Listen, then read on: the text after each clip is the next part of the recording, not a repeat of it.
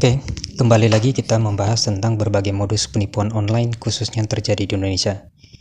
Kali ini saya akan bahas tentang kampus UIPM, Universal Institute of Professional Management. Kampus ini sempat viral menjadi pembicaraan netizen Indonesia karena memberikan gelar doktor honoris causa kepada Raffi Ahmad yang diselenggarakan di Bangkok, Thailand. Awalnya saya tidak tertarik dengan persoalan kampus UIPM ini ataupun dengan gelar Raffi Ahmad. Namun saat melakukan penelusuran terhadap produk-produk herbal dari PT Bandung Eko Sinergi Teknologi, saya menemukan banyak postingan di Facebook yang menyatakan bahwa produk-produk tersebut direkomendasikan oleh Asep Ruswandi atau yang lebih dikenal dengan Asep Bruder dengan menyandang gelar doktor honoris causa. Saya juga menemukan sebuah portal berita online yang membahas soal si Asep Ruswandi ini dengan menggunakan gelar tersebut. Sebelumnya saya pernah posting tentang gelar akademisnya sebagai tenaga medis profesional. Setelah melakukan penelusuran di website Pangkalan Data Dikti, saya menemukan bahwa dia tidak menyelesaikan semua studi yang diklaimnya. Malahan sekarang dia menyandang gelar doktor honoris causa. Ini artinya Asep Ruswandi adalah orang kedua dari PT BES yang mendapatkan gelar doktor honoris causa. Sebelumnya adalah Muhammad Tahir Nasution, seorang leader PT BES asal Pekanbaru Riau yang diklaim memiliki gelar doktor honoris causa. Kalau teman-teman browsing di internet, gelar doktor honoris causa ini bukan gelar jenjang pendidikan. Gelar ini tidak didapatkan setelah menyelesaikan jenjang pendidikan S1, S2, dan S3, melainkan gelar ini diberikan sebagai bentuk penghargaan terhadap seseorang atas jasa-jasanya yang sangat besar dalam perkembangan kemajuan ilmu pengetahuan, bermanfaat bagi kehidupan berbangsa dan bernegara Indonesia maupun bagi kehidupan masyarakat dunia secara keseluruhan. Justru karena itulah, maka tidak susah mendapatkan informasi tentang atas dasar jasa-jasa apa yang sudah dilakukan oleh orang yang mendapatkan gelar tersebut, perguruan tinggi mana yang sudah memberikannya, kapan, di mana, dan sebagainya.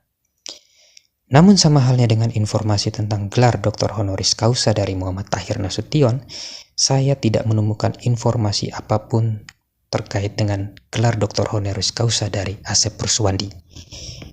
Secara tidak sengaja, saya menemukan postingan berupa video di Facebook tentang pidato Muhammad Tahir Nasution saat menerima gelar doktor honoris causa. Di video itu terlihat jelas logo kampus UIPM. Nah, inilah yang membuat akhirnya saya tertarik untuk melakukan penelusuran terhadap kampus UIPM. Sekarang mari kita lanjutkan dengan bahasan soal kampus UIPM. Namun sebelum lanjut, saya ingin memberikan disclaimer bahwa data yang saya sampaikan di video ini merupakan hasil temuan dari penelusuran di internet. Jika ada pihak yang keberatan, silakan ajukan ke sumber dari mana data ini didapatkan. Beberapa fakta tentang kampus UIPM yang telah terkonfirmasi di antaranya: pertama, Kementerian Pendidikan Tinggi dengan tegas telah mengkonfirmasikan bahwa kampus UIPM tidak memiliki izin operasional di Indonesia. Kedua, kampus fisik UIPM, baik yang berada di Plaza Sumarekon maupun yang ada di Thailand, tidak ditemukan. Hal ini juga telah dikonfirmasikan oleh manajemen UIPM itu sendiri, bahwa hal itu disebabkan karena proses perkuliahan UIPM berjalan secara daring atau online. Ketiga, klaim manajemen UIPM yang menyatakan bahwa UIPM sebagai representatif langsung dari PBB dan setara dengan lembaga internasional di bawah naungan PBB telah dibantah oleh National Information Officer PBB di Indonesia, Siska Widiawati. Menurutnya, UIPM memang terdaftar di ECOSOC. Namun, sebagai lembaga swadaya masyarakat atau LSM bidang penelitian dengan status konsultatif khusus. Status ini setara dengan 6.343 LSM lainnya yang terdaftar dari seluruh dunia. Silakan teman-teman browsing sendiri, baca sendiri berita yang ada di internet. Selanjutnya saya akan membahas tentang hasil penelusuran saya terhadap beberapa situs atau website milik UIPM dengan menggunakan layanan situs scamadvisor.com. Namun sebelumnya saya akan jelaskan sedikit apa itu Scam Advisor. Di bagian halaman About Us, tentang kami ya, dijelaskan bahwa situs web scamadvisor.com merupakan situs yang didirikan pada tahun 2012 oleh Mark setelah ia ditipu berbelanja secara daring atau online. Ia kemudian memutuskan untuk membuat situs ini dengan tujuan membantu masyarakat membuat keputusan yang tepat sebelum berbelanja secara online. Scam Advisor bekerja dengan memberikan skor peringkat website dengan menggunakan algoritma dari 40 lebih sumber data yang terus ditingkatkan oleh tim Scam Advisor yang berpusat di Belanda.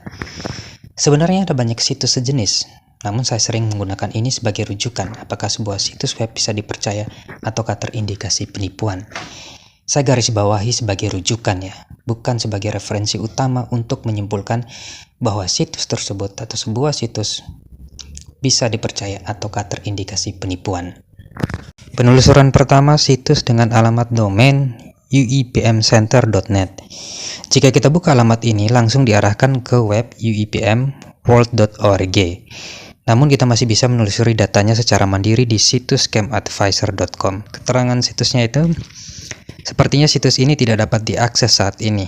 Error 503, data yang ditunjukkan adalah data lama. Terdapat 3 nilai positif, sertifikat SSL-nya valid, usia websitenya sudah lama, web ini aman menurut DNS filter. Ada 2 penilaian negatif. Menurut situs Trenko, situs ini memiliki peringkat yang rendah. Situs ini berasal dari daerah berisiko tinggi. Nah, penjelasan tentang daerah berisiko tinggi itu maksudnya lokasi yang diidentifikasi oleh Federasi Perbankan Internasional sebagai lokasi dengan tingkat penipuan dan korupsi yang Indonesia. Nah, Indonesia masuk dalam kategori ini. Beberapa fakta tentang situs uipmcenter.net ini, usianya sudah 6 tahun dari sekarang, data pemiliknya dilindungi, alamat perusahaan, pemilik, kontak teknis, itu di DKI Indonesia.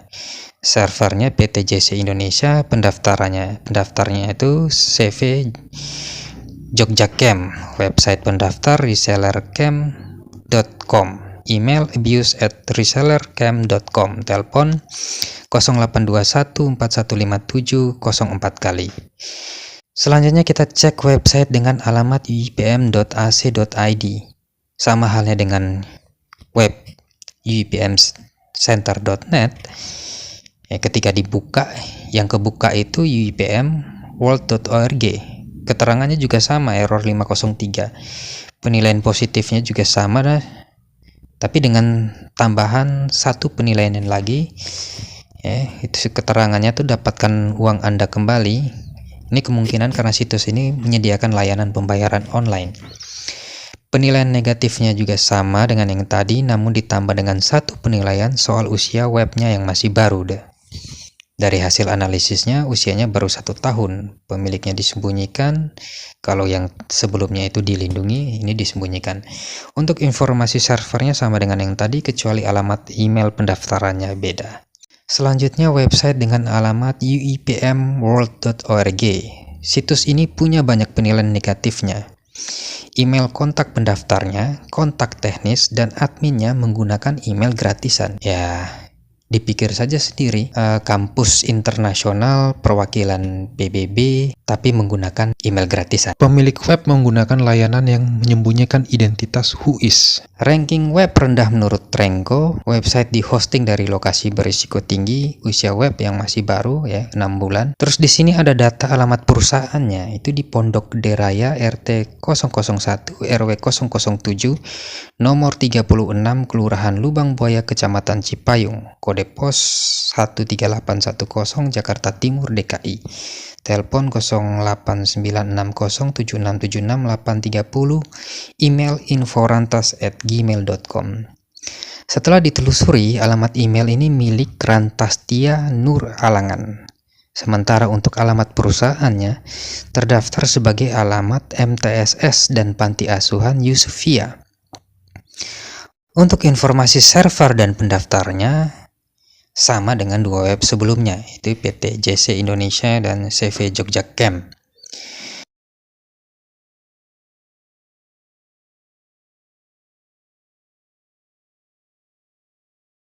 Penelusuran selanjutnya website spiaindonesia.org. Nah, kenapa saya telusuri ini?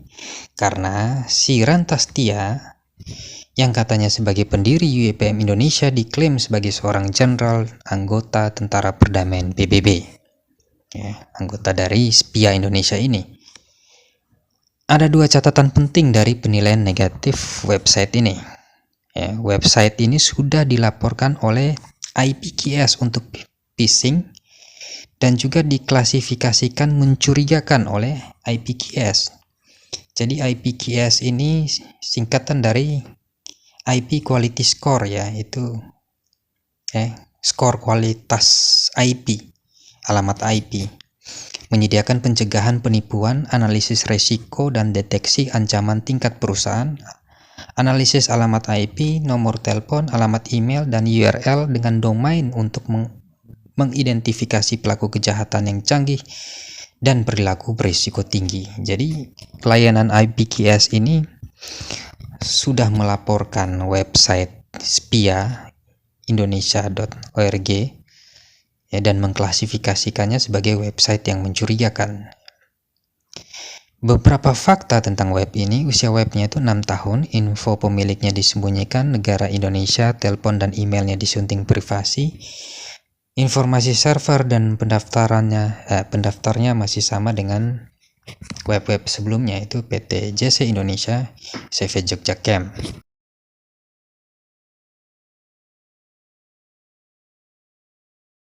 Selanjutnya kita akan telusuri website UIPM Rusia, ya, alamatnya itu uipmrusia.university.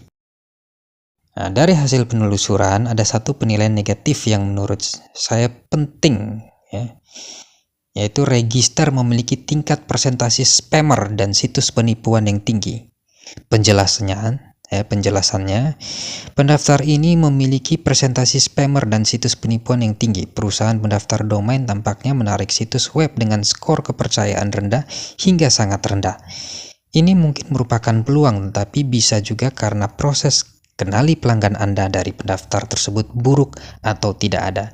Akibatnya kami mengurangi skor kepercayaan situs web tersebut. Nah, fakta informasinya, usia web baru 6 bulan, pemiliknya disembunyikan, info perusahaan tidak tersedia, pemilik disunting privasi, alamat DKI, negara Indonesia. Untuk info servernya sama dengan 4 web sebelumnya terdaftar atas CV Jogja Camp.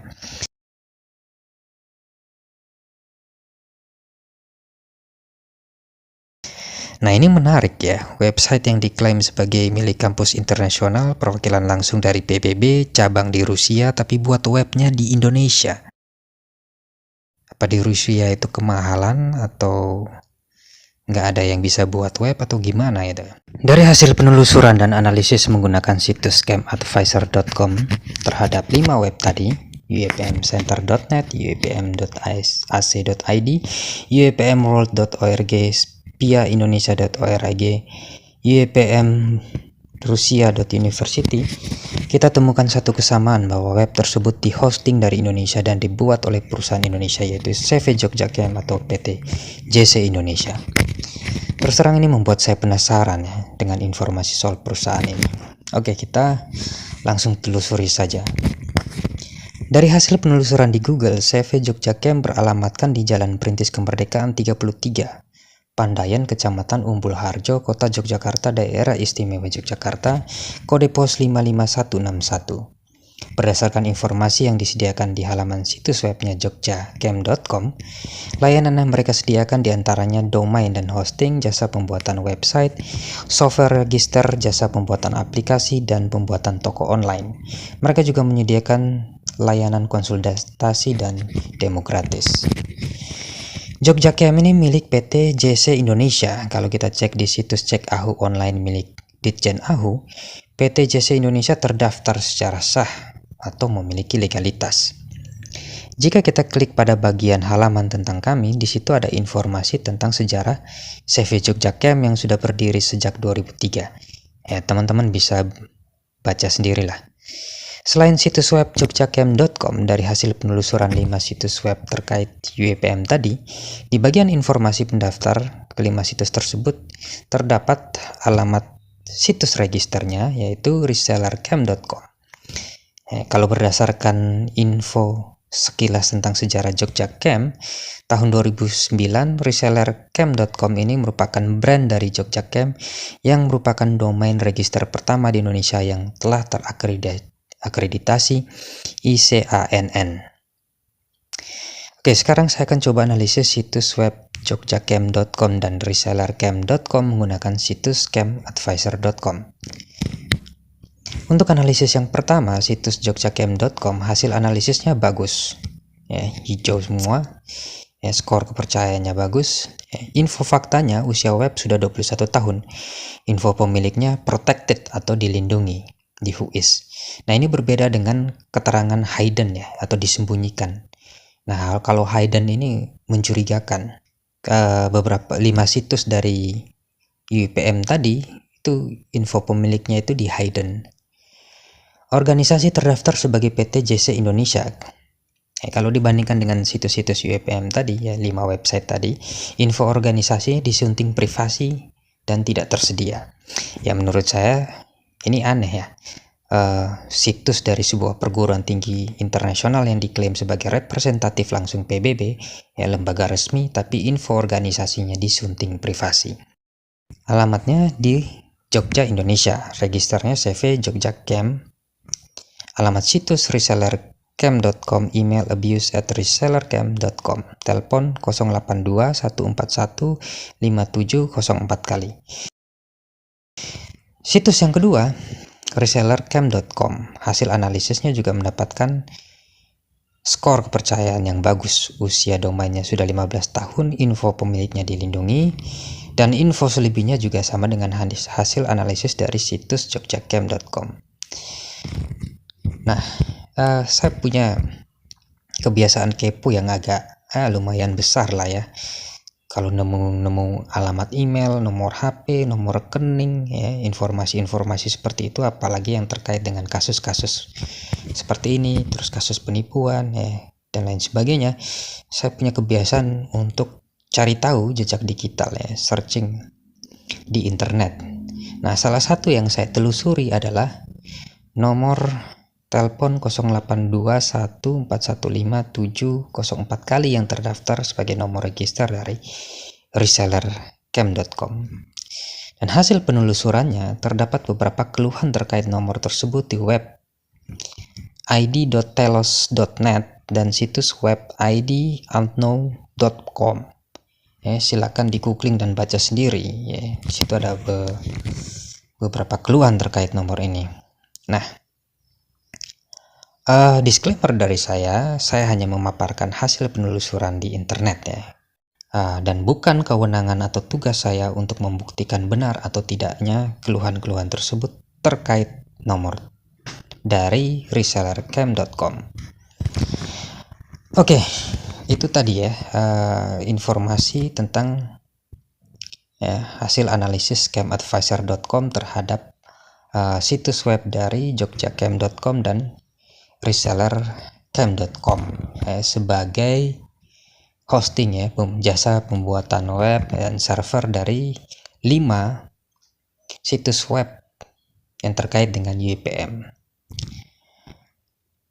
Oke, sekarang kita lanjut lagi soal status UIPM. Sebelumnya di awal saya sudah katakan bahwa UIPM ini viral gara-gara pemberian gelar doktor honoris causa kepada Raffi Ahmad yang diadakan di Bangkok, Thailand pada 24 Agustus 2024. Ini waktu menurut penjelasan manajemen UIPM ya. Kalau yang diposting di akun ofisialnya Raffi Ahmad itu kalau nggak salah sekitar 27 September 2024. Tapi acara wisudanya berdasarkan penjelasan manajemen UIPM itu 24 Agustus 2024. Nah, saya nggak ada urusan dengan gelar ini ya, nggak tertarik juga.